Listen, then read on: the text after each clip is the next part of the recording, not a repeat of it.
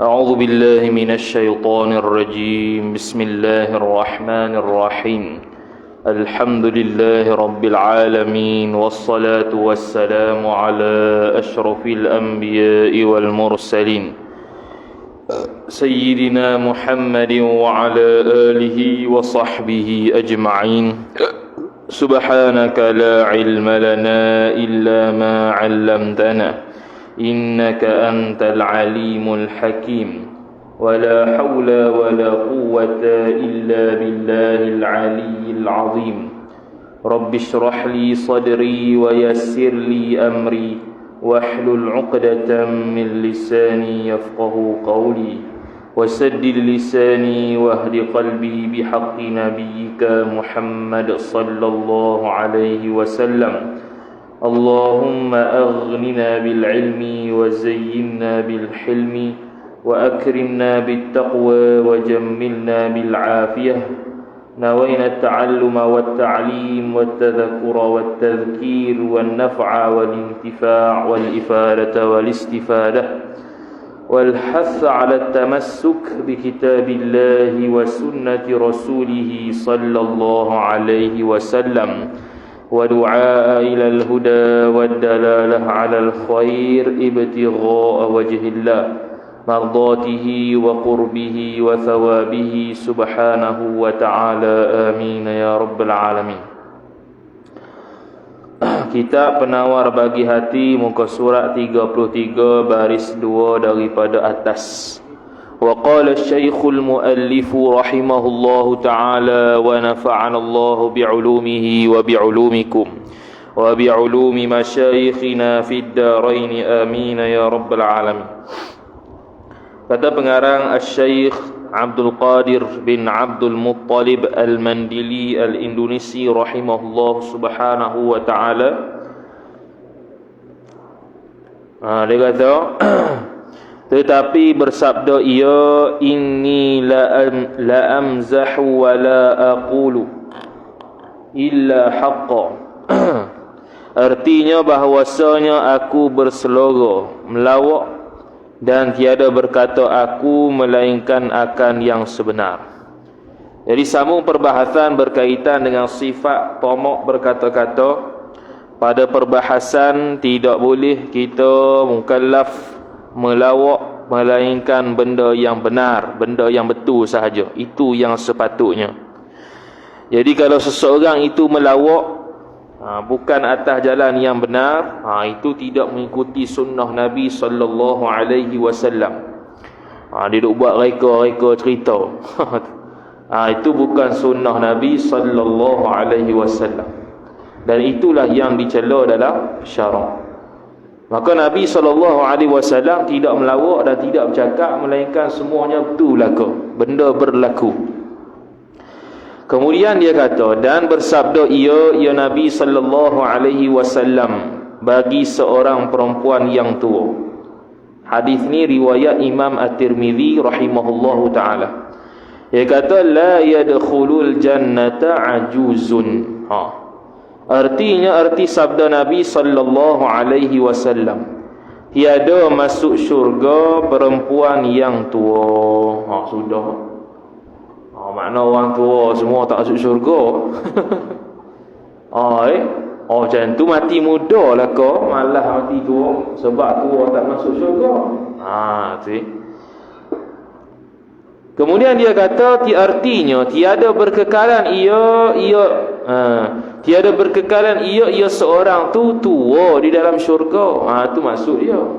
Lepas tu Nabi SAW kata tak ada orang tua dalam syurga. Bukannya orang tua tak masuk syurga, dia tak kata gitu. Dia kata tak ada orang tua dalam syurga. Yakni kalau masuk syurga, maka kita semua muda belia belaka. Tu maksud dia. Bukan maksud dia macam tu tak masuk syurga orang tua. Lain tu. Tak ada dalam syurga orang tua dengan orang tua tak masuk syurga, benda lain-lain. Jadi ketika perempuan tua yang mendengar perkataan Nabi sallallahu alaihi wasallam tu, bila dengar kata orang muda orang tua tak masuk syurga, dia menangis.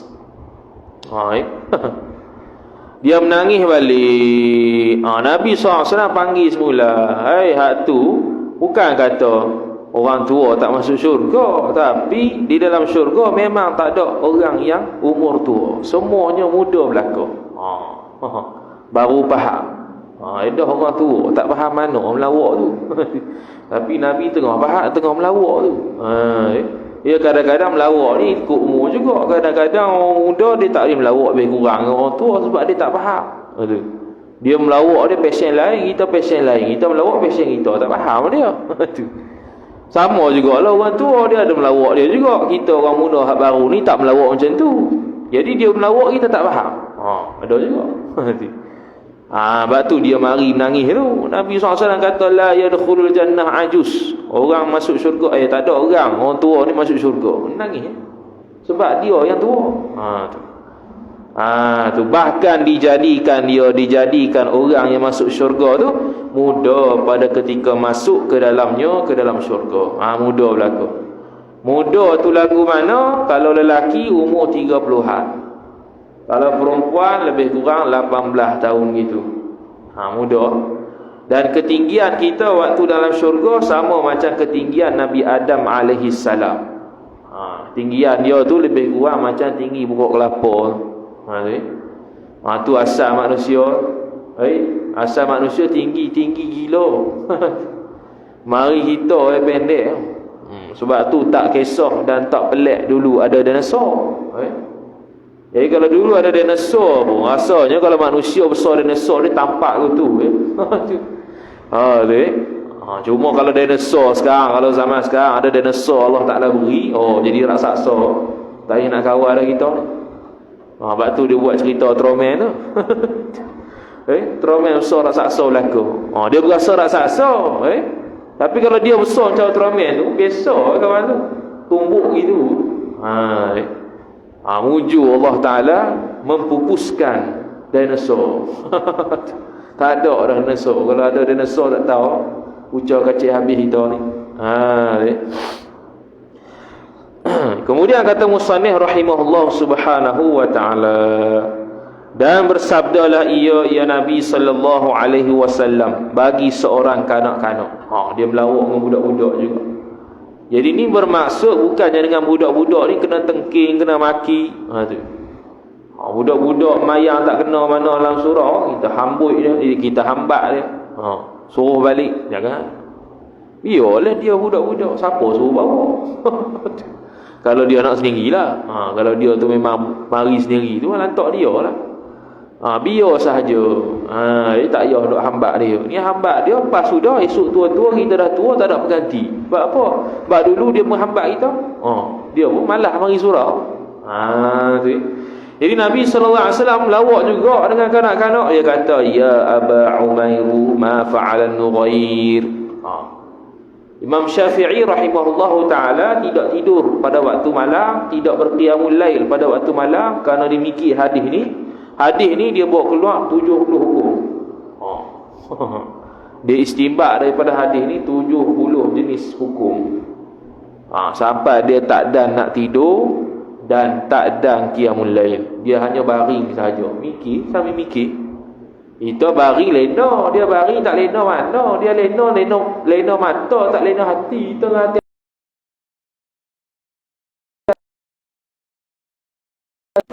Tu. Kemudian kata musannif rahimahullahu taala, artinya ni hadis riwayat Imam Nasa'i dan Ibnu Majah. Bapa Umair tu burung. Nabi SAW lawak kata, bapa Umair itu burung, nama burung tu, dia tu macam bapa dia. Melawak gitu lah. Wahai bapa Umair, apa memperbuat oleh anak burung ciok? Burung ciok dia panggil. Burung ciok tu namanya ialah Umair. Jadi dia tu yang menguruskan burung tu, dia panggil melawak bapak lah. Tapi bukan bapak pun. Mana penjaga dia.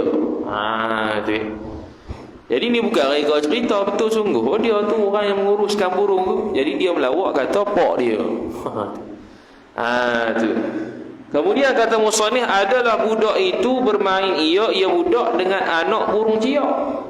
Dan bersabdalah ia Nabi sallallahu alaihi wasallam bagi Suhaib radhiyallahu taala anhu. Ini melawak lain pula. Pada ketika makan tamar oleh Suhaib radhiyallahu taala anhu. Hadis ni riwayat Ibnu Majah dan Al-Hakim. Oh, tadi itu bukan Nasai Ibnu Majah, tadi itu adalah riwayat Bukhari Muslim. Kemudian dia kata, "Ataqulu tamra wa anta ramidun." Artinya, adakah patut engkau makan tamar pada ketika engkau sakit mata? Ni wallahualam saya tak sempat cari dia punya melawak. Itu pun pernah baca dah ni. Apa kaitan lawak sakit mata dengan tamar tu? Nak kata Nabi melawak gitulah. Tu. Semua kaitan dia tamar dengan sakit mata tu apa tak tahu? Ingat gitu. Maka bersembahlah oleh Suhaib radhiyallahu taala anhu. Sembah ni makna sebutlah, kata, hanya sahaja aku makan dengan sebelah yang lain, yakni makan separuh. Maka tersenyumlah oleh Rasulullah sallallahu alaihi wasallam. Ni dia ada makna ni, cuma kita tak sempat cari. Apa kaitan tamar dengan sakit mata tu? Tu Maka yang seumpama yang tersebut tiada mudarat dengan dia dengan melawak macam tu. Sebab dia bukan bohong, dia cerita benda betul. Dia tidak buat reka cerita, dia buat benda betul. Melawak ni taklah 100% tepat betul, makna seleweng sikit pun taklah sampai tahap nipu, tak sampai tahap mereka cerita. Kemudian kata musannif rahimahullahu taala, dengan syarat melawak tu benar dan tiada menjadikan ia seorang akan melawak tu beradab. Tu dua syarat. Syarat pertama melawak mestilah benda tu betul, tidak tipu, tidak reka. Yang keduanya ialah tak sokmo. Ini 24 jam melawak dah, bila nak betul? Bila nak ibadatnya, bila nak baca kitabnya, bila nak mengajinya. Jadi melawak tak ada masalah. Melawak dalam kuliah tak ada masalah. Tu. Tapi tak ada lah daripada start Assalamualaikum sampai wallahualam melawak saja, tak ada. Gitu. Dah mengaji apa tu? Contoh mengaji tauhid nak melawak macam mana? Benda Tuhan belaka. Kalau pekoh boleh lah. Nak reka cerita sikit, yang ulama iftiradi kan, yang ulama andaikan masalah sekian-sekian, boleh lah buat melawak. Contohnya kalau seseorang itu ada 2 mulut, maka sunatkah dia tu kumur 2 mulut tu ataupun satu? Ulama buat cerita. Maka jawapan ada sunat kumur 2 tu. Kalau ada 1000 kepala, wajib basuh 1000 ke satu saja? Wajib basuh semua kalau semuanya asal. Jadi benda tu tak berlaku, tapi iftirati, andaian. Kalau seseorang itu, satu orang lelaki masuk ke dalam farah perempuan, ke semua badan dia, adakah wajib mandi junub? Kalau mikir ke mana pula masuk satu badan dalam farah. Farah tu kalau kita takdir sebesar gua. Kita pun masuk dengan badan-badan kita dalam farah tu. Wajib mandi ke tak kita ni? Jawabnya wajib mandi, sebab walaupun tak sebab apa? Sebab bila kita masuk dalam farah ke seluruh tubuh kita, masuk sekali zakar kita, maka wajib mandi ya. Tu. Jadi benda tu macam pelik gitu. Nikah dengan jin boleh ke tak? Khilaf ulama. Ada yang kata boleh, ada yang kata tak boleh. Kalau yang kata boleh, sentuh jin batal. Kalau yang kata tak boleh, sentuh jin tak batal. Dah mikir-mikir ada ke orang nikah dengan jin? Jarang, sangat jarang. Cuma kalau kata ada tu gitu hukum dia. Tu ulama fiqh dia andaikan. Kalau gitu apa hukum dia? Imam As-Suyuti rahimahullah buat satu kitab berkenaan dengan fiqh jin. Fiqh tentang jin saja. Ada sahabat yang mati kerana jin sebab dia kencing dalam lubang tu. Jadi kita mazhab kita makruh kencing dalam lubang. Kita kencing dia, ada sahabat Nabi kencing dalam lubang sampai jin tu bunuh dia. Sebab lubang tu tempat jin. Jaga-jaga. Tu kena mengaji fiqh lah pula. Tu. Kemudian kata musannif rahimahullahu taala, adapun memuji maka ada padanya pada memuji itu 6 kebinasaan. Habis dah bab melawak, ini nak puji pula. Masih lagi berkaitan dengan mulut. Jadi mulut kita ni mesti ada memuji orang lain. Jadi boleh tak memuji ni? Maka para ulama pun bahas, boleh puji-puji ni, cuma ada syarat lah sikitnya. Tu apa syarat dia? Maka dia kata, ada pun memuji, ada padanya pada memuji itu 6 kebinasaan. Oh, dia cerita kebinasaan dulu. Ada 6 kemudaratan. Memuji Memuji ni maksud dia puji orang lain, bukan puji diri sendiri. Puji diri sendiri tak ada bahada, tu memang haram. Puji diri sendiri itu boleh pergi kepada sum'ah, boleh pergi kepada riya', boleh pergi kepada ujub. Tu haram lah. Tu kalau puji diri sendiri, tak ada orang puji diri sendiri. Tu. Ni puji orang lain ada 6 kebinasaan. Apa dia? 4 kebinasaan atas yang memuji dan 2 kebinasaan atas yang dipuji. 4 perkara binasa kena kepada orang yang puji, 2 benda kena kepada orang yang dipuji. Maka kebinasaan yang pertama, bahwasanya yang memuji itu terkadang berlebih-lebihan ia yang memuji pada memuji itu, maka jatuh ia orang yang puji ke dalam dusta.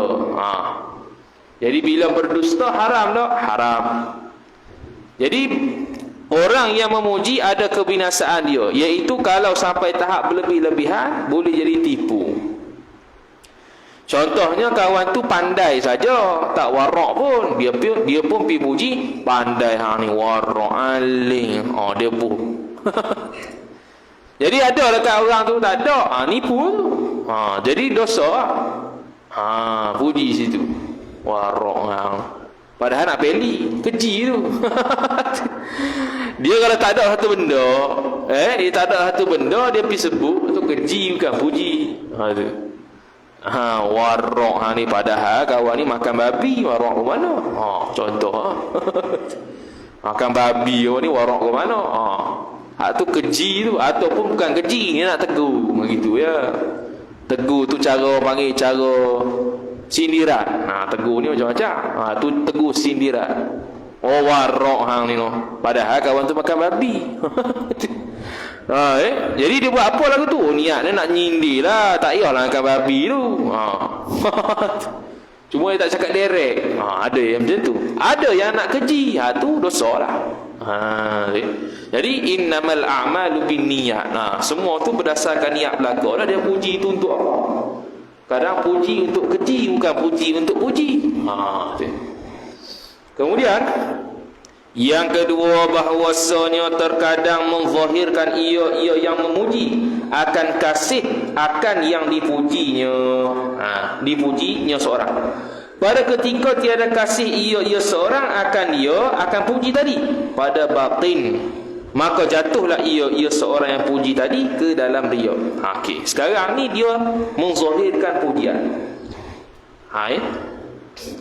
Dia zahir suka, dia zahir puji. Contoh dia ni rajin sembahyang, dia pun puji lah, rajin sembahyang ni. Okey, dia menzahirkan pujian, tapi dalam hati dia tak mau puji pun. Tu ya. Dia saja nak suruh tengok dia ni puji orang. Tu dia. Ikut situ pula. Boleh riak dengan puji orang. Riak ke mana ni? Riak dari sudut dia tu puji zahir ke orang, tapi dalam hati duk maki hamun dia. Tak mau puji pun saja. Tu riak. Mai ikut riak tu lah. Sebab puji ni ada kadang-kadang satu ibadat. Kalau benda tu betul kat dia, kita puji, satu ibadat, kita dapat pahala. Tapi kadang-kadang jadi dosa. Ni kemudaratan yang kedua. Dan yang ketiganya, terkadang berkata ia orang yang memuji akan barang yang tiada diyakinkannya seorang, seperti berkata ia yang memuji bahwasanya si anu ni adil atau warak. Warak juga dia pun. Okey, sekarang ni dia ni tak pasti, betul ke dia ni warak? Tak apa, pujilah. Bahaya. Dia tak pasti kawan tu warak, dia pun kata warak sungguh ahli sufi hang ni. Maka Dia puji benda yang tak yakin.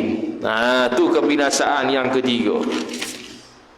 Dan yang seumpamanya daripada yang tiada diyakinkannya. Kias sendirilah, apa-apa yang dia puji dia tak yakin pun kawan tu sifat dengan tu dia pergi puji juga. Jadi pokok mana kebinasaan yang memuji? Dah bohong itu, tak yakin syok. Dia nak puji ni mesti yakin betul sungguh dia ni bagus macam dia sebut tu. Ataupun orang yang dipuji tu timbul riak. Aku ni tak aling, dia kata aling. Perasan dia. Langit. Dia berasa aling sebab orang puji dia aling, padahal bodoh. Tu maka adalah ia seorang yang memuji tadi berkata-kata dengan ketiadaan aturan dan memuji seseorang laki-laki ketiadaan aturan, yang ni tak ada ikut tertib memuji. Sebab nak ikut tertib memuji hak sungguhnya yang disuruh syaraknya mestilah benda tu yakin. Tak yakin pun makna kita kata zon lah. Mana dia ada sifat begitu, kita pun puji lah. Ni puji. Jadi kalau puji-puji begini ni bahaya. Tapi gini pula, macam tadi kalau kita puji itu untuk bagi semangat ke dia, tu sunat.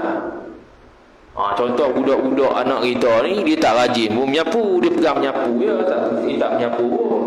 Tapi kita puji rajin menyapu, dia pun nak menyapu, tak apa, nak tarikh dia rajin baca Quran untuk budak kecil padahal malas nak mampu. Tapi kita puji tu supaya apa? Supaya dia berasa, ada orang kata rajin ngaji gitu. Ya budak-budak gitu. Tak boleh strict orang tu lain cerita lah, orang dewasa. Ni budak-budak. Budak-budak cara budak-budak. Dia kena puji banyak sikit walaupun tak ada pun. Tu tak ada apa, dia budak ke tipu pun. Bukan mukallaf. Buatlah macam mana puji pun tak ada masalah. Tu. Dan memuji seorang laki-laki di hadapan Rasulullah sallallahu alaihi wasallam akan seorang yang lain. Nabi SAW ada depan, seorang sahabat tengah melawak dengan seorang lain. Maka bersabdalah Nabi sallallahu alaihi wasallam. Hadis ni riwayat Imam Bukhari Muslim. Waihaka qata'ta 'unuqa sahibika. Dia kah tu bukan macam tu, kah tu distrik alih macam alih, bukan gitu. Artinya kasihan akan dikau telah engkau potong leher kawan engkau. Kenapa dia kata begitu? Kerana kalau melawak tak kena tempat, kawan tu perasan sampai riak ujub, makna dia berdosa. Orang yang kita puji itu berdosa. Bila orang yang kita puji itu berdosa, itu yang dia kata kamu ni tengah sembelih tengkok dia sebab memberikan dia dosa, padahal dia tak ada pun sifat tu. Kamu tak yakin pun dia ada sifat tu, kamu pergi puji buat apa? Tu lainlah kalau dia tu ada sifat tu, kemudian kita pun puji, dia pun berasa tak layak. Tu atas tawaduk dia, tu lain cerita lah. Tu tak apa. Saya ni tak layak dipuji, padahal layak. Cuma atas jalan tawaduk dia, kita pun puji juga, tak apa. Yang keempat, bahawasanya yang memuji itu menjadikan ia yang memuji akan yang dipujinya itu sukacita. Sukacita ni seronok lah. Seronok tu tak binasa tu. Yang binasa sagi belakang tu. Dan terkadang adalah yang dipuji itu orang yang zalim. Maka berdosa ia yang memuji dengan sebab memasukkan sukacita ke dalam hatinya, hati orang zalim. Jadi puji orang untuk sukakan hati orang sunat, tak ada apa. Tapi kalau menyukakan hati orang yang zalim, tu dosa kita. Patutnya orang zalim kita tak sokong dia, kita pergi sokong. Habis orang fasik kita tak sokong dia, kita puji dia. Lagi tambah fasik dia, dosa lah kita ni. Kita macam menggalakkan apa yang dia buat, padahal yang dia buat itu zalim, fasik, dosa, maksiat. Tu Kemudian sabda Nabi sallallahu alaihi wasallam, innallaha yaghdabu idza mudihal fasiq. Ringkas hadis ni riwayat Ibnu Abi Dunya fi Samti wal Baihaqi fi Syu'ab. Tu nama kitab tu. Imam Baihaqi dan Imam Ibnu Abi Dunya. Dia kata, arti sabda Nabi sallallahu alaihi wasallam bahwasanya Allah Taala sungguhnya marah ia Allah apabila dipuji akan orang yang fasik. Marah sini bukan marah perasaan, itu mustahil atas Allah. Marah sini makna Allah Taala tak sukalah, murka. Marah ni bukan perasaan. Tu. Marah ni murka, Allah beri dosa, Allah beri azab, puji orang fasik. Fasik tu kembali kepada apa yang kita belajar tu lah. Orang yang buat dosa besar sekali atau buat dosa kecil berterusan dalam keadaan amal baiknya kurang daripada dosanya. Tu fasik lah tu. Jadi kalau kita puji orang fasik, dosa. Puji orang tak sembahyang, dosa. Puji orang tak puasa Ramadan, puasa pula dosa. Sebab puji orang yang zalim. Zalim ke fasik tu? Zalim diri sendiri. Sebab dia menjerumuskan dalam neraka dia kelak. Tu zalim diri sendiri. Dia zalim ada dua, zalim diri sendiri, zalim orang lain. Zalim orang lain ambil harta orang lain, ambil nyawa orang lain, ambil hak orang lain, tu zalim orang lain. Zalim diri sendiri, kewajipan kita tak buat, benda haram kita langgar. Tu zalim diri sendiri, fasik juga. Tu. Dan berkata Al-Hasan rahimahullahu ta'ala, Hasan sini Al-Hasanul Basri, seorang tabi'in, mujtahid mutlak, mazhab dia hilang. Mazhab dia tak ada lah. Yang ada sekarang 4 mazhab saja. Barang siapa mendoa ia barang siapa bagi orang yang fasik dengan berkekalan hidup, maka sungguhnya telah kasih ia barang siapa bahawa dikerjakan maksiat Allah Subhanahu wa taala. Jadi dia kata kalau siapa-siapa mendoakan bagi orang fasik supaya hidup kekal, dah lah hidup kekal lah tu. Maka dia seolah-olah menyokong, dia suka kata dia ni buat maksiat. Beza kalau kita doa supaya dia bertaubat, tak apa, janganlah mati kat dia melainkan dia telah bertaubat, tak apalah tunya. Jangan kita sokong, mudah-mudahan kawan ni hak fasik ni hidup ya Allah kekal selama-lamanya. Dalam keadaan hati dia suka apa yang dia buat tu, tu dosa. Ni kena tafsir lah. Fasik ni bukan semua dosa pula. Kau doa ke dia dosa supaya minta ampun dosa pada dia, boleh. Minta panjang umur pada dia supaya dia bertobat, boleh. Jangan panjang umur, minta panjang umur tapi untuk dia kekal dalam maksiat, tu tak boleh lah. Kemudian kata musannif rahimahullahu ta'ala, maka orang yang zalim, yang fasik, seyogianya bahawa dicela akan dia, akan zalim fasik tadi. Itu yang sepatutnya supaya kurang gemarnya pada zalim dan fasik itu. Supaya orang zalim dan orang fasik tidak suka buat amalan kefasikan, patutnya dicela. Dicela siapa ni? Dicela perbuatan dia, bukannya batang tubuh dia. Jadi biasanya orang puji ni puji sebab ada perbuatan yang baik. Tiba-tiba perbuatan yang keji, perbuatan yang fasik kita puji. Itu yang haram tu. Tak boleh tu. Sebab menggemarkan dia kepada maksiat. Kemudian kata musannif rahimahullahu ta'ala, dan adapun, habislah itu kebinasaan yang memuji. Sekarang ni kebinasaan yang dipuji pula. Dan adapun yang dipuji, maka salah satu daripada dua kebinasaannya, kebinasaan orang yang dipuji itu, bahawa terjadi padanya, pada yang dipuji, takabur dan ujub.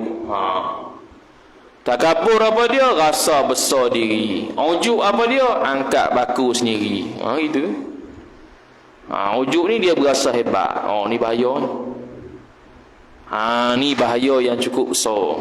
Lepas tu ulama tak suka orang dipuji. Dia tak suka dia dipuji.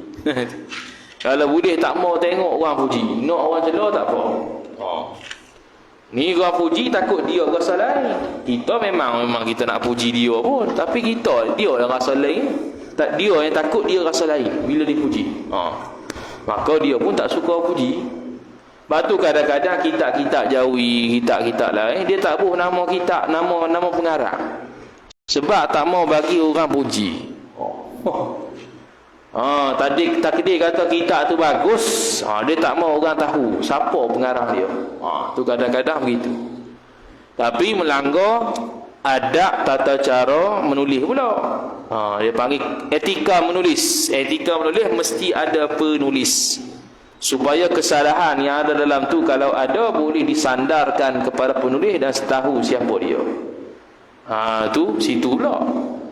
Cuma ada yang tak tulis nama tu sebab kerana dia tak mahu dipuji. Andai kata kitab tu bagus, dan setengah kitabnya dia tulis apa? Dia tak tulis bismillah, dia tak tulis alhamdulillah. Supaya apa? Supaya nampak kitab dia tu lekeh.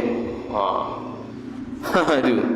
Padahal dia baca bismillah ketika menulis, cuma dari sudut tulisan tak ada.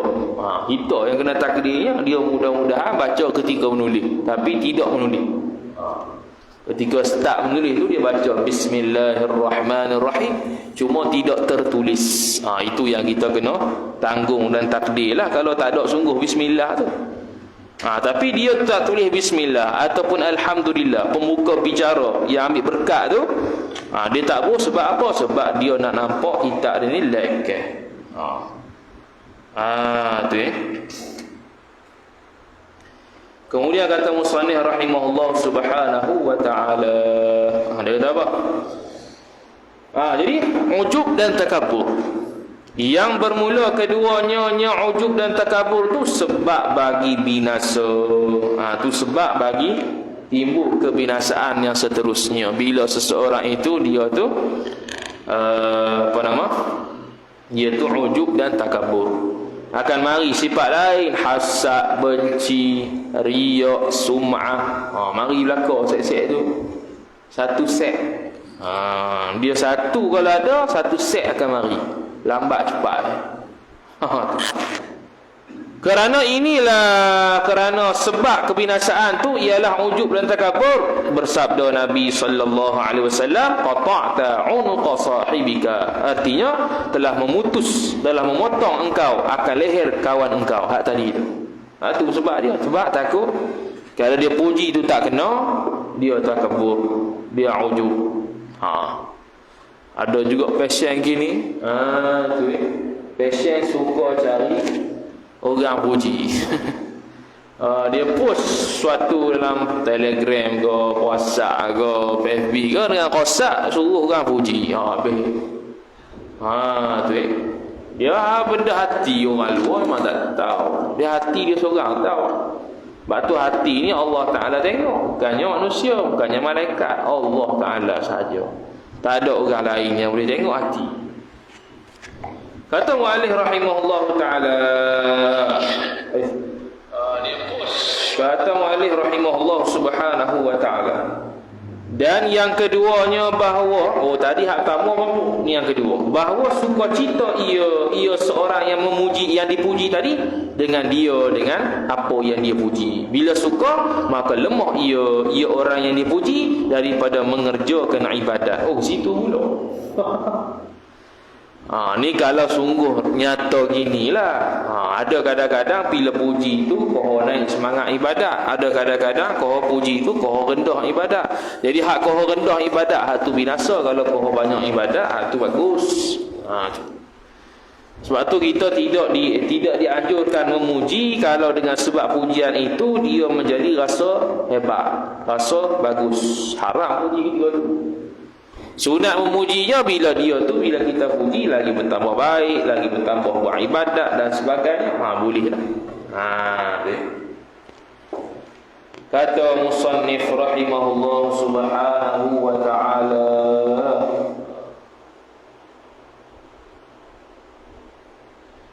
kata dia, maka lemah habis, dan redha ia seorang daripada diri seorang, redha ia daripada diri seorang. Yang ni redha dalam keadaan dia tu lemah dalam mengerjakan ibadat. Dia rela, dia seronok sebab orang puji sampai tahap ibadat kurang. Tak boleh. Tu. Batu amalan yang paling susah untuk riak ialah puasa. Itu amalan yang paling susah untuk riak. Sebab apa? Sebab dia tidak ada perbuatan zahir yang menunjukkan dia puasa. Kalau sembahyang, kita angkat tangan, rokok, sujud, orang tengok. Kalau baca Quran, dengan suara. Alif Lam Mim. Orang pun dengar, seronok, sedap je. Padahal kosak apa awak Alif Lam Mim? Kosak dan suruh orang dengar. Sedap suara aku. Suara macam tai. Habis tak ada pahala tu. Riak ke Quran. Apa lagi? Riak ke bayar zakat, sedekah. Zahir juga. Bayar ni. Lepas tu takat gambar. Kosaknya riak. Habis Jadi kalau puasa macam mana nak tunjuk dia puasa? Tak ada tak ada. Saya tunjuk phone ni puasa saya. Tak ada itu. Nak tunjuk apa yang dia ni puasa? Tak boleh. Sebab puasa tu tahan diri daripada makan minum dan lain-lain. Maka dia tu puasa. Tak ada dah. Kalau haji umrah lagi jelas pakai ihram, haji dah. Pakai ihram umrah tu apa lagi? Tu. Tak ada orang mari suruh masjid pakai ihram tu, tak ada. Try pakai sekali. Ni gila ke apa? Nampak lah orang kata gila. Padahal sah mayak. Dia saja nak ambil feeling raya-raya haji. Dia pun pakailah sa'i apa? Dia pakai ihram tu waktu sembahyang raya. Confirm orang kata dia ni gila dah kawan ni.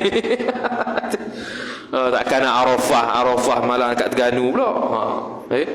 Ada hasah ya, tapi tu nampak dah, orang faham dah. Kalau dia tu pakai bukan selain umrah haji tu gila kawan tu. Kalau pakai gitu pi airport, nampak dah kawan ni nak pi haji umrah. Jadi jelas Jadi kalau puasa tak boleh. Puasa macam mana nak tunjuk dia ni puasa? Boleh khabar lah, saya puasa, hantar lah. Habis. Orang tak tanya, dia pergi sebut apa. Tu. Saya puasa ni. Nak tahu? Puasa ni. Nak tahu rahsia? Puasa ni. Aku tak tanya pun. Kawan yang dengar pun lemah.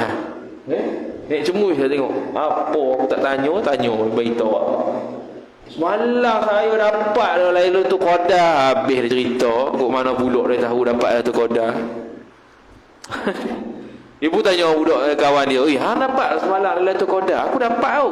Dia nak kata dia bangun tu. Tu hak tu mau tak ada faedah beritahu orang, tak payah beritahu orang. Betul.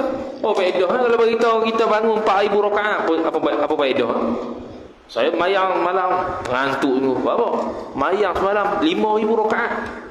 Lebih lagi pada cucu Nabi tu. Sudah. Dah apa faedah beritahu? Jadi masuk syurga ke lah, ke mana beritahu tu? Jadi syarat sah mayang ke lah, ke mana? Beritahu tu. Allah, pelik tu. Ibadat beritahu tu. Kemudian kata musannif rahimahullah ta'ala, maka dia kata yang keempat habis betul. Maka lemah habis. Adapun jika sejahtera yang memuji dan yang dipuji daripada kebinasaan. Sejahtera makna selamat. Selamat daripada hak tadi dia sebut. Orang puji dia tak berasa riak, orang puji dia tak berasa takabur, orang puji dia tak berasa dia bagus. Boleh puji. Tu orang yang memuji pula, bila dia puji tu taklah rasa dia ni nak riak supaya dia ni dipanggil orang yang memuji. Tak ada lah sampai tahap dia puji benda yang tak betul. Maka tak ada masalah dia kata. Maka tiada dilarang memuji itu. Noktah. Bahkan terkadang adalah ia memuji itu sunat. Sunat kalau dapat pahala dia jadi ibadat lah pula. Sabda Nabi sallallahu alaihi wasallam, hadis ni riwayat Baihaqi mauqufan ala Umar. Mauqufan ni jenis hadis mauquf. Hadis mauquf ni terhenti pada sahabat, tak sampai pada Nabi. Lepas tu dia kata mauqufan ala Umar, makna Sayyidina Umar Al-Khattab radhiyallahu ta'ala anhu yang riwayat, tanpa disandarkan kepada Nabi sallallahu alaihi wasallam. Dia kata law wuzina imanu Abi Bakrin bi imanil alamin la rajaha. Artinya, jika ditimbang iman Abi Bakar radhiyallahu anhu dengan iman sekalian alam, niscaya lebih berat ia iman Abu Bakar. Jadi Nabi puji. Itu dalil menunjukkan bahawasanya memuji itu sunat kalaulah orang yang dipuji tak berlaku takabur, tak berlaku ujub, tak berlaku riya. Dan orang yang memuji pula betul. Selesai. Abu Bakar bila kena puji tak ada dia riya. Tak ada kau takabur, tak ada. Bahkan lebih banyak semangat ibadat lagi. Dan bersabda Nabi sallallahu alaihi wasallam, dia panjanglah ni, dalam nombor 1 disebut rawahu Abu Mansur Ad-Dailami fi Musnad Al-Firdaus wa huwa hadithun munkar wal ma'rufu hadithu Uqaybah bin Amir radhiyallahu anhu law kana ba'di nabiyyun lakana Umar bin Al-Khattab rawahu Tirmizi wa hasanah. Jadi hadis yang dia kata ni, dia kata Nabi sallallahu alaihi wasallam sabda, hadis ni hadis munkar. Mana hadis dia tahap lemah dia tu munkar. Tapi ada hadis lain daripada Uqaybah bin Amir. Kita baca dulu hadis dia. Dia kata laulam ub'ath laulam ub'ath la bu'itha ya Umar. Artinya jika tiada dibangkitkan akan daku jadi pesuruh, niscaya dibangkitkan akan dikau wahai Umar. Dia puji Umar, kalau aku ni tak jadi nabi, mu akan jadi nabi. Cuma lafaz hadis ni mungkar. Yang hadis yang hasannya ialah yang disebut di bawah tu, lau kana ba'di nabiyyun lakana Umar bin Khattab. Kalaulah ada nabi selepas aku, maka niscaya Umar bin Khattab itu nabi selepas aku. Tu puji. Nak kata Sayyidina Umar Al-Khattab ni punya hebatnya dia tu boleh sampai tahap jadi nabi, cuma tak ada, tak berlaku. Sebab apa begitu? Sebab bila apa yang Nabi Sayyidina Umar Al-Khattab radhiyallahu taala anhu nak, mesti Quran akan support. Quran nanti turun yang menyokong pandangan Sayyidina Umar. Tu kelebihan. Lepas tu Sayyidina Umar dia disebut, digelar sebagai Al-Faruq, orang yang membezakan antara hak dan batil.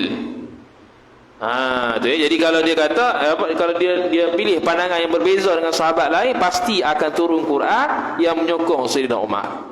Tu kelebihan dia. Batu Nabi SAW kata, kalau tak ada, kalau ada selepas aku ni nabi ni, saya Umar telah nabi aku. Nabi selepas aku. Masalahnya tak ada, hakikat dia tak ada. Maka nak kata dia tu hebat. Tu. Macam ni lah, macam para ulama memuji kita Ihya Ulumuddin. Dia kata kalaulah dibakar Quran ni, maka niscaya cukuplah memadai dengan Ihya Ulumuddin.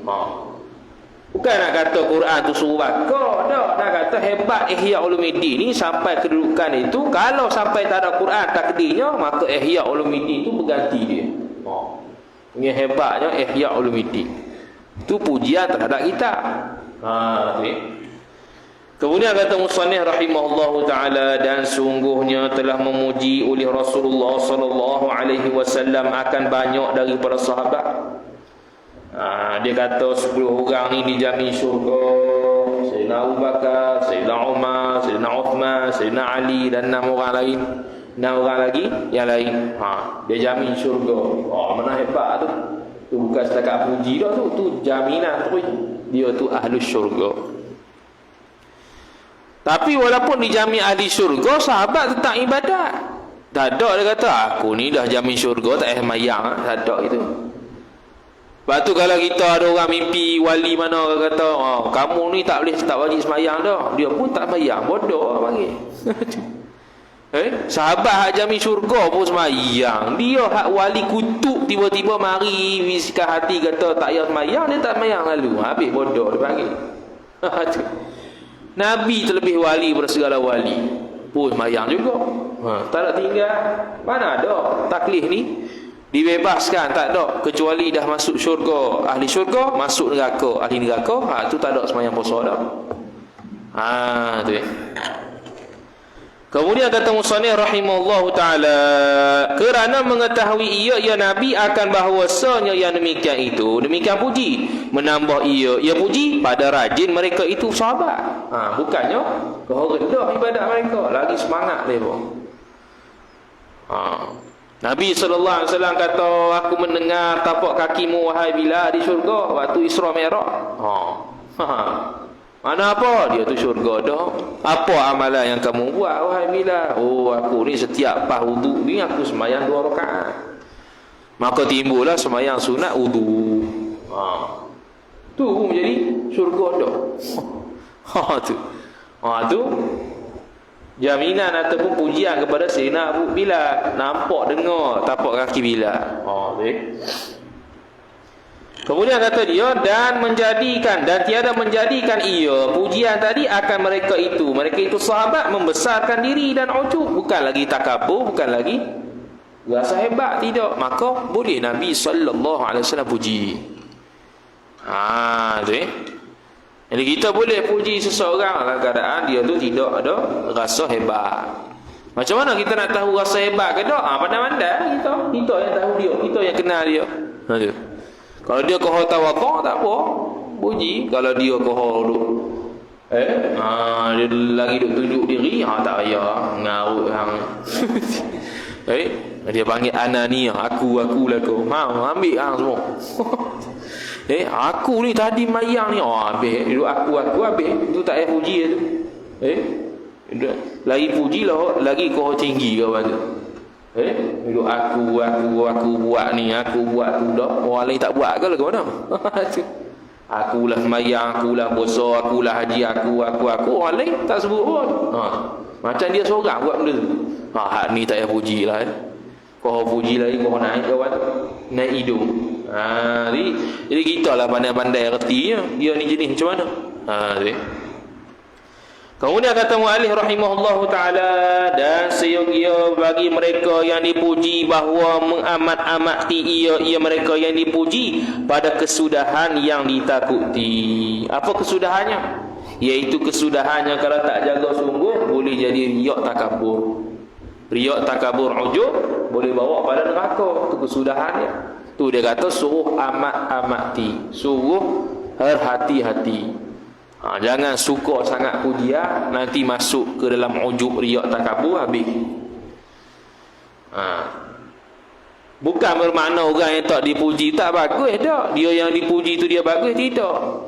Kadang-kadang kalau orang puji, contoh guru puji pada murid tu, dia nak test murid tu kau tawaduk ke, kau tunjuk diri. Tu ujian belaka tu, pujian dengan kejian. Tu pujian, itu ujian belaka. Pujian pun ujian, kejian pun ujian. Yang kita nak pujian daripada Allah Ta'ala, pujian daripada ahli langit malaikat tu. Tapi kita tak dengar lah. Sayyidina Uwais Al-Qarni rahimahullah tak terkenal di dunia, tapi terkenal di ahli langit dunia, malaikat. Puji dia, tapi orang di dunia tak kenal langsung. Sampailah Nabi SAW meninggal, dia baru pergi kepada bumi Madinah Mekah tu, jumpa Sayyidina Umar, Sayyidina Abu Bakar, tengok Nabi mati dah. Jadi tabi'in lah, dia panggil, bukan tabi'in, dia panggil apa istilah dia? Dia hidup zaman Nabi SAW tapi tak pernah berjumpa Nabi. Dia tak panggil tabi'in, dia panggil apa, tak ingat semustalah dia. Tak ingat istilah dia. Dia bukan sahabat, dia bukan tabi'in. Sebab dia hidup zaman Nabi cuma tak pernah tengok Nabi. Sebab Nabi pun kenal dia. Dia tak pernah kenal Nabi, dia tak pernah tengok Nabi, tapi dia Islam, dia duduk di Yaman. Bila dia mari pada Madinah Mekah tu, dia nak jumpa Nabi, mati dia. Jadi jumpa Sayyidina Abu Bakar dan Sayyidina Umar sahaja. Wallahu a'lam. A'udzubillahi minasyaitonir rajim. Jadi minggu depan tak ada. Minggu depan sekali lagi tak ada. Minggu satu lagi baru ada. Ini dua kali tak ada lah. Wallahu a'lam. A'udzubillahi minasyaitonir rajim. Bismillahirrahmanirrahim.